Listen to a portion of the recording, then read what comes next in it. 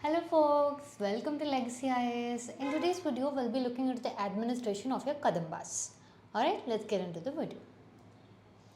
So now when you say administrative units, okay, it is pretty much the normal king, head of the administration. Okay, the kingship is usually hereditary, right? The king is assisted by a council of ministers, right? Now when you say this is a territory, alright, assume this is a circle. So when you say this is a territory, it will be divided into multiple provinces, right? Now this huge chunk could be called as 1, this could be called as 2, this could be called as 3, right, and so on. See, now when 2 or more units are fused together, right, this large thing is called a province, right. Now in this, 2 separate units are fused together, yeah, in here. So to look after this particular unit, there will be one person. To look after this unit, there will be one person. To look after both these units, there will be one person. Okay. So usually province, if I say, it would be a larger area, larger geographical area. This would usually be looked after by your crown prince, okay, or members very much closely or blood related to your royals, yeah. So which means, how do I mean? Like for example, the king, right, and his familial members, alright, they will be the one looking after these places. Now this is pretty much same. We've seen with respect to almost all the other kingdoms, this much is pretty same, right? What specific or what is different with respect to kadambas, or did they also continue the usual route? Okay, let's have a look at it. Now, here look at this, the administrative units. The prime minister was called as pradhana, steward was called as mannevaregede, council secretary, scholarly elders, physicians. Alright, so each were given a particular role, a particular title. Alright, so which meant there was, now today you have something called as portfolio system, right? Portfolio system, what is it? Something in the form of ministries, departments. Somewhere think of this like the portfolios of that period of time. Alright, next look at this, private secretary, chief secretary, chief justice, right, your other officials, bureaucracy, right, your army officials, alright. So basically your kadambas, okay, was a well functioning,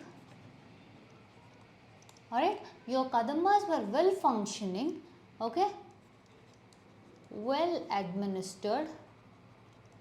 Now when I say well administered, I am basing it on one fact. See, one thing is, the kings of kadambas, alright, they were learned people, that is learned scholars, who gave very much importance, alright, who gave very much importance to the distributive power. Okay, by distributive power I am telling here, alright, I am not telling they distributed power in a very egalitarian, okay, equivocal manner. I am not telling that. There was a large number of distributive power, both internal as well as external.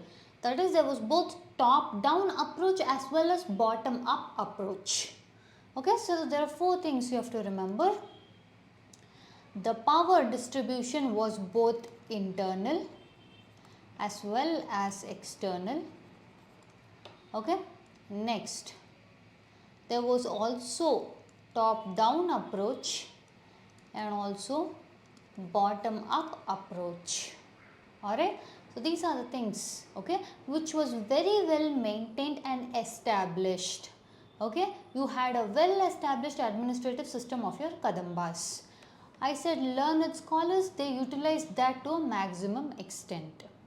Alright, this is also a period we see a lot of literary activity going. The provinces were called as mandalas or deshas. Okay, Partition Kingdom. Alright, the king was assisted by the crown prince. Remember I told you, crown prince, right? See, there was 2 things that was happening with respect to crown prince assisting the king. Who was it? See, look at this, like I told you. Again, circle. Alright. Kingdom is divided into blocks. If you have to have an effective organization, if you have to have an effective administration, then you have to divide the system for good. Right? Now, in these divisions, the larger chunks were looked after by the crown prince. Why don't they give it to the crown prince? See, one reason is that time the power is within the royal household. Okay, there could be instances where the person who would be appointed there, he would become greedy, he'd want to, okay, take over the power, he'd want to crown himself the king, so which means the king role will be at, okay, risk. See, this has happened even with the own family members, alright. Forget about someone bringing someone else, putting him in place, giving him in charge, and then he rebels against the king. Forget that. It has happened for the own family members, right? But also they prefer the members of the royal house. Okay. One other thing was, again as I said, if anyone else was brought into picture here, right? So there could be a lot of rebels, revolts, okay, trying to topple the government, trying to topple the king, okay. For example, seditious activities they'll be trying to spread around. Yeah, so for that, for secrecy, for security, for these sakes they preferred the crown prince. What happened? Okay, one thing was, it was a huge disastrous system, was because again I said distributive power, yes fine, distributive was internal here, that was within the royal household. This kind of corrupted the system. Okay, this was the negative of the same thing. You know, if you see a lot of kings, they appointed their own sons, nieces, nephews, family members, alright. So which meant what had to be effectively administered here went on to just hierarchical approach. Okay, if that hierarchical approach is good, then fine, but it wasn't in this case. That's why the administration is now deteriorating. Yeah. See, the political part of Kadambas, I did tell you that there is at a particular period of time, if you see a particular king, right, the kingdom influence is large. Now, if you see the very next king, the kingdom influence has grown or shrunk down. One, it could be because of the contemporaries. Yes, it was because of the contemporaries, first thing. And also second thing was also because of internal disturbances, internal turmoil. Alright, now look at this. Krishna, King Kakustavarma's son, was the viceroy of Triparvata area. Alright. Now, what was the outcome? We've discussed this. Okay. It was disastrous. Okay. It had a very disastrous outcome in one angle. Another aspect, they just wanted to make sure, okay, that no one was constantly. See, again, if there is a lot of internal strife, internal troubles, how will the king peacefully manage the administration? Okay. Next. See, your Hangul Inscription, okay, speaks about the presence of kadambas. Okay, it also speaks about the usage of Kannada language, Kannada literature, also speaks about, okay, how did kadambas and its contemporaries, okay, gain a picture in that particular area. More specifically here, kadambas, Banavasi, that is their capital city, were used interchangeably. Alright. Next.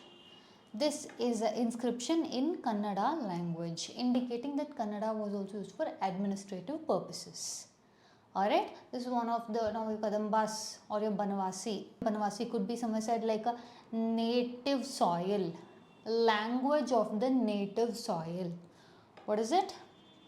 Language of the native soil concept began here.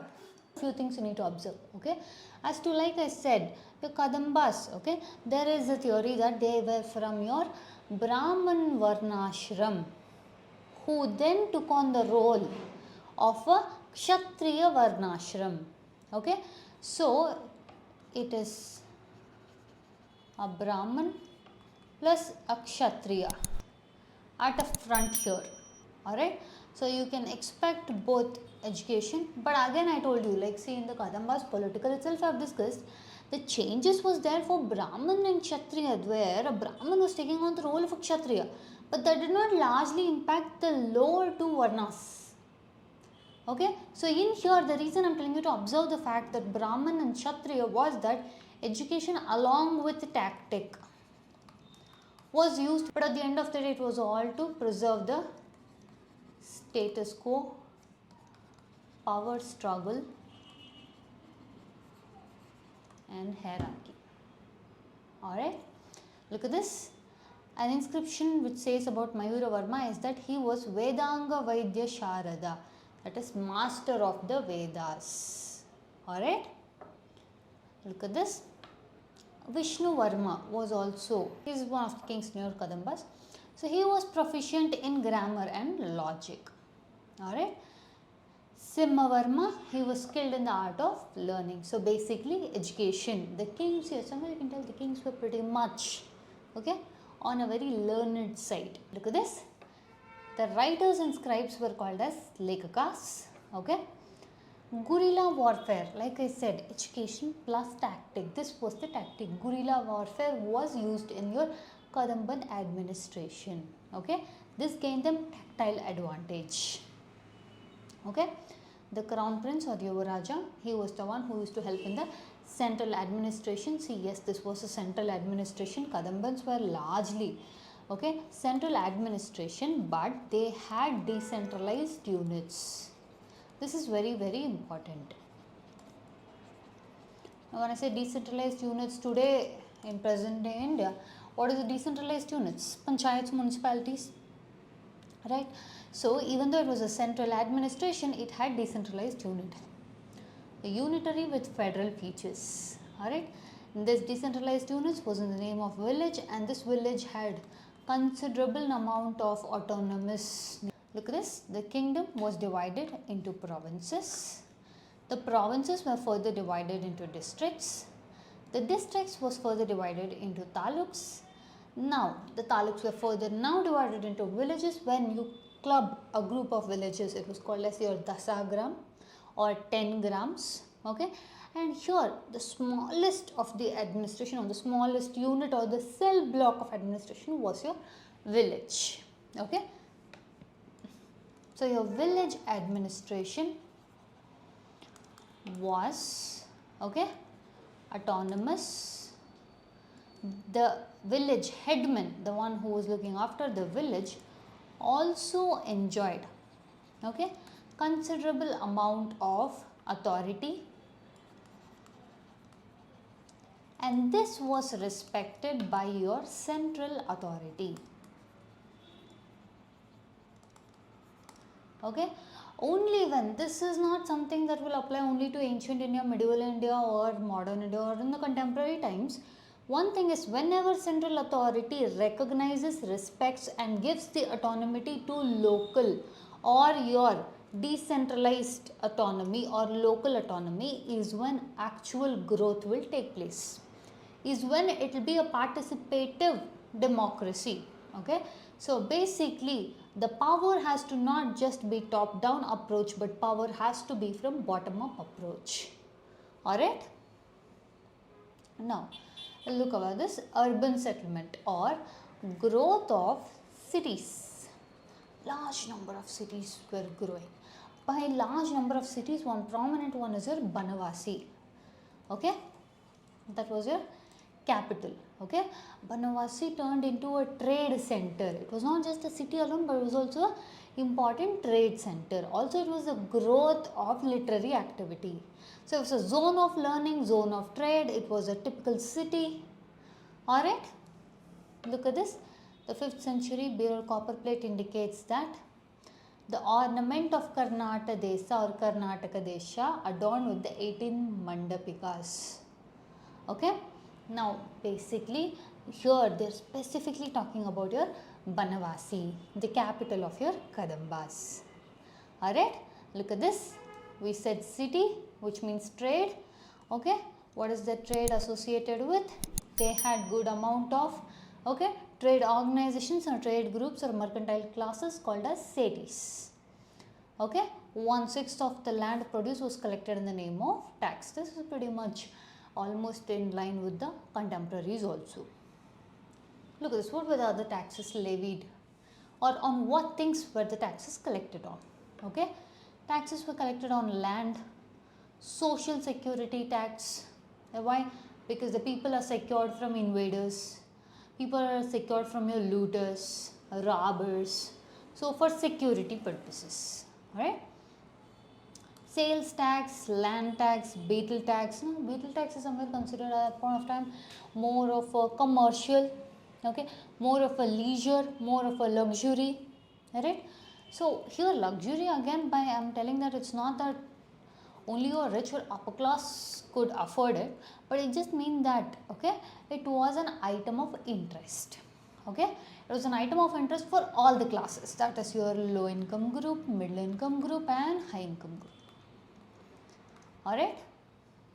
Next, there is also professional taxes levied, okay, so each profession had to pay a particular tax to the king or authority. See, one again thing, tax is one of the major sources of income for, okay, again anything, ancient, medieval, modern, contemporary, alright. So people are the one who has to give the money. It's more of like a collective security. We give the money, they give us security, okay. Internal taxes, alright, there was presents to kings, cash payments, hero stone, okay, or virakal, okay, which means the heroes, okay, or okay, it could be because of war, right. Now triumphants in the war, they would have led the kingdom or led the particular province or led the particular place into a victory against, okay, the enemy. This would entitle him to get a hero stone, which would have the virtues of him written, which would also mean land grants were given to him, that would also be written down, right. Now the amount of land varied, okay, on the amount of heroic activity he did, alright. See, for example, if it's a smaller role, they would give him a smaller grant of land. If it was a bigger role, they would give him few villages or even more, alright. So hero stone concept was also largely seen with respect to your kadambas. Now we've seen the administration of your kadambas, alright. We've also discussed in what ways kadambas differed from the contemporaries, in what ways pretty much, okay, the administration is similar to the contemporaries, okay. Now that's it for the content on your administration of kadambas. If you do like our content, subscribe to our channel, hit that like button, share it along with your friends. Thank you.